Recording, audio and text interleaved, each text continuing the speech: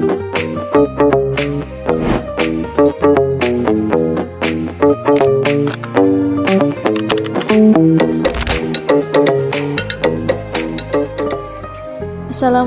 warahmatullahi wabarakatuh. Perkenalkan, nama saya Siti Salwa Al-Adawiyah, Prodi PAI semester 1 STAI Karisma Sukabumi. Dosen pengampu Bapak Muhammad Ibnu Malik, MPD. Video ini untuk memenuhi tugas mata kuliah Ulumul Quran.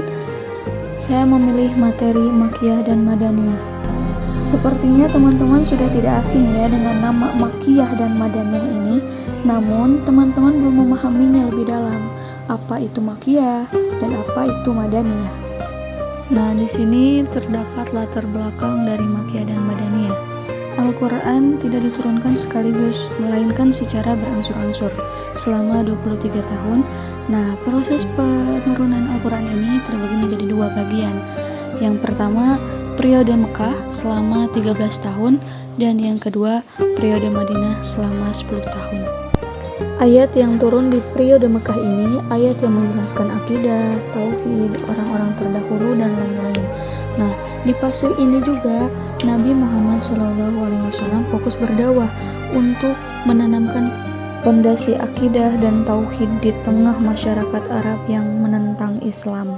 Dan sedangkan ayat yang turun di periode Madinah itu menjelaskan mengenai hukum-hukum syariat Islam seperti hukum ibadah, hukum muamalah, hukum keluarga atau pidana.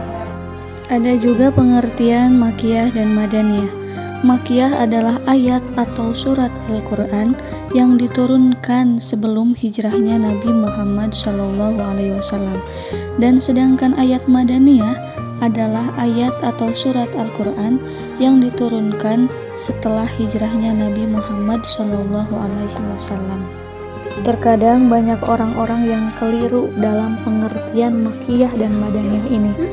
Ada yang bilang Makkiyah itu ayat Al-Quran yang diturunkan di Mekah, dan sedangkan Madaniyah itu ayat Al-Quran yang diturunkan di Madinah.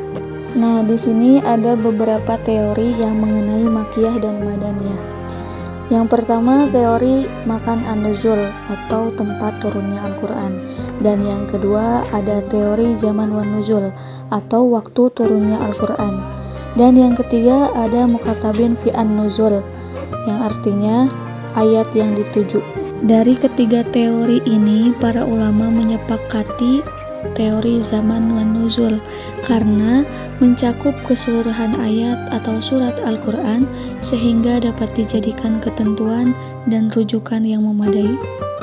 Jika kita melihat teori makan an-nuzul atau tempat turunnya Al-Quran, nah menurut teori ini Makkiyah adalah setiap ayat Al-Quran yang diturunkan di Mekah, dan sedangkan Madaniyah adalah ayat Al-Quran yang diturunkan di Madinah.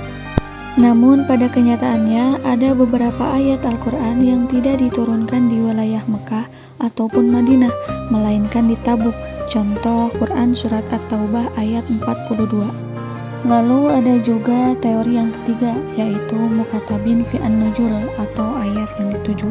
Nah, menurut teori ini Makkiyah itu adalah ayat yang diawali oleh ya ayyuhan nas, dan sedangkan Madaniyah adalah ayat yang diawali oleh ya ayyuhalladzina.